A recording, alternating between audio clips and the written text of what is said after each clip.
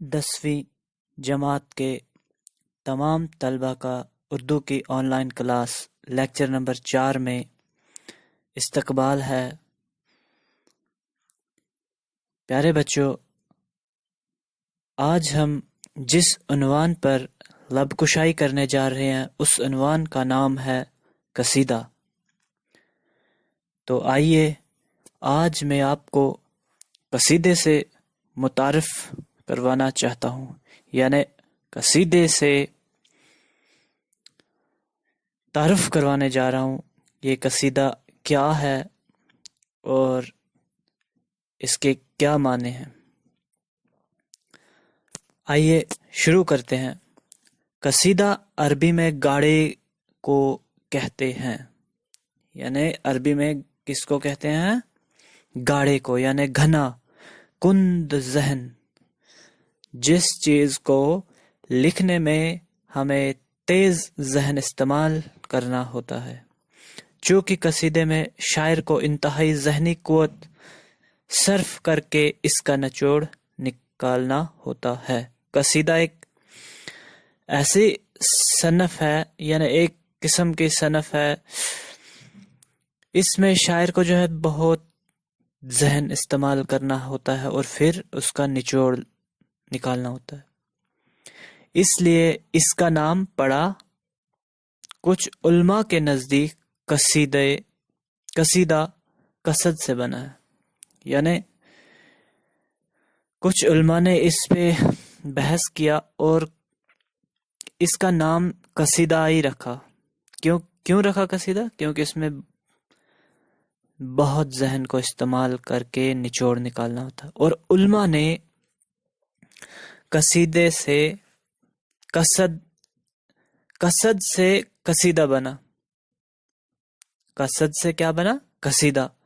چونکہ شاعر ارادہ کر کے ایک خاص موضوع پر پوری توجہ کے ساتھ فکر شعر کرتا ہے، یعنی جب قصیدہ لکھنا ہو تو شاعر کو جو ہے بہت زیادہ توجہ دینی پڑتی ہے، اس لیے اس صنف شعر کا نام قصیدہ پڑا، اور اس صنف کا نام کیا پڑا؟ قصیدہ۔ صنف قسم کو کہتے ہیں، یہ ایک قسم کا قصیدہ ہے۔ اسلام میں قصیدہ اس صنف نظم کو کہتے ہیں جس میں کسی کی مدح یا ہجو کی جائے۔ اب یہ مدح کیا ہے؟ مدح کے مطلب ہوتے ہیں توصیف یا ستائش یا ثنا یا تعریف، یعنی قصیدے میں کسی کی تعریف کی جاتی ہے، یا ہجو کی جائے۔ ہجو کا مطلب ہوتا ہے بدگوئی کرنا، مذمت کرنا، برائی کرنا۔ قصیدے کا مطلب ہے کسی کی تعریف کرنا یا برائی کرنا۔ قصیدے کے پہلے شعر کے دونوں مصرے ہم کافی ہوتے ہیں، یعنی میں نے آپ کو پہلے بھی کہا تھا غزل یا قصیدے۔ اب ہم یہاں پہ قصیدے کے متعلق بات کر رہے ہیں۔ قصیدے کے پہلے شعر کے دونوں مصرے ہم کافی ہوتے ہیں، اسے مطلع کہتے ہیں، یعنی پہلے شعر کے دونوں مصرے ہم کافیہ ہوتے ہیں، اسے مطلع کہتے ہیں۔ باقی اشعار جو ہوتے ہیں، باقی اشعار کے صرف 2 مصرے ہم کافیہ ہوتے ہیں، اور پہلے شعر کے علاوہ باقی والے جو اشعار ہوتے ہیں ان میں صرف 2 مصرے ہم کافیہ ہوتے ہیں۔ کبھی کبھی قصیدے میں زیادہ مطلع بھی ہوتے ہیں، اور کبھی کبھار قصیدے میں زیادہ مطلع بھی ہوتے ہیں۔ مطلع وہ ہوتا ہے جس میں قافیہ بھی ہو، ردیف بھی ہو۔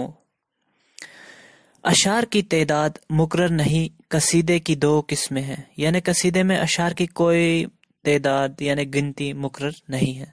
اب قصیدے کی 2 قسمیں ہیں، خطابیہ اور تمہیدیہ۔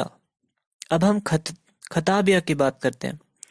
جب قصیدہ براہ راست مدح یا مذمت سے شروع ہوتا ہے، یعنی صحیح طریقے سے قصیدے میں جب کسی کی برائی یا تعریف کی جائے، جب یہ شروع ہوتا ہے تو خطابیہ کہلاتا ہے. یعنی کیا کہلاتا ہے؟ خطابیہ. مثلا سودا کا قصیدہ مثلاً سودا کا قصیدہ آیا عمل میں تیگ سے تیری وہ کارزار.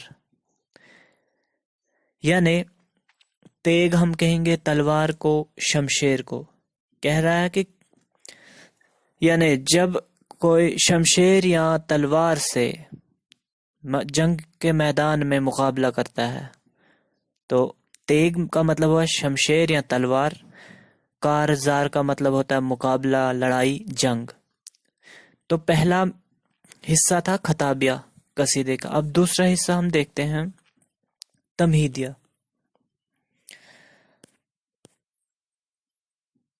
تمہیدیہ کیا ہے؟ جب قصیدہ براہ راست اصل موضوع سے شروع نہیں ہوتا. یعنی قصیدے میں موضوع جو ہے ہمارا صحیح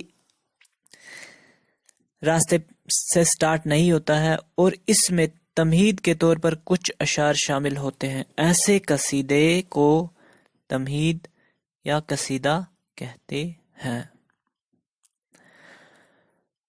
اب اس کے اجزائی ترکیب ہم بتاتے ہیں آپ کو. پہلے قصیدے میں جو ہے قصیدے کے موضوع کی مناسبت سے قصیدہ یعنی مدحیہ، ہجویہ، حمد، نعت، منقبت وغیرہ کے نام سے موسوم کیے جاتے ہیں. یعنی قصیدہ کو کیسے مشہور کیا جاتا ہے؟ کسی کی تعریف کرنا، کسی کی مشہوری کو بیان کرنا، اور اس سے قصیدہ مشہور ہوتا ہے. اجزاء ترکیبی کی بات کریں، تمہیدیہ قصیدے کے 4 اجزاء ہوتے ہیں. یعنی تمہیدیہ قصیدہ جو ہوتا ہے اس کے کتنے؟ چار اجزاء ہوتے ہیں. یعنی حصے. اجزاء کسے کہتے ہیں؟ حصے. اب پہلا حصہ کیا ہے اس کا؟ تمہید یا تشبیب. تمہید یا تشبیب.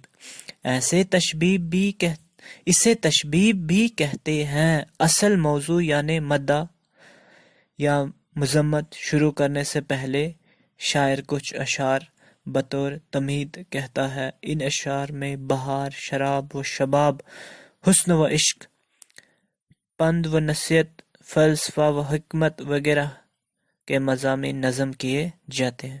یعنی تمہید میں پہلے حصے میں کیا کیا جاتا ہے؟ کسی کی تعریف یا مذمت. یا اشعار میں جو ہے بہار کے بارے میں، شراب کے بارے میں، شباب کے بارے میں، حسن کے بارے میں، عشق کے بارے میں، یعنی نصیحت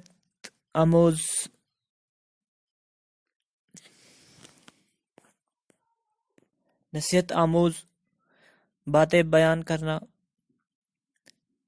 وغیرہ وغیرہ کے مضامین اس میں آتے ہیں پہلے حصے میں. اب ہم دوسرا حصہ شروع کرتے ہیں.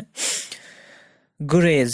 یہ قصیدے کا وہ جز ہے جہاں شاعر تمہید کو ترک کر کے مدح کی طرف راغب ہوتا ہے. اب اس حصے میں جو ہے شاعر مدح یعنی تعریف کی طرف راغب ہوتا ہے. جب کوئی میدان کے جنگ میں جو ہے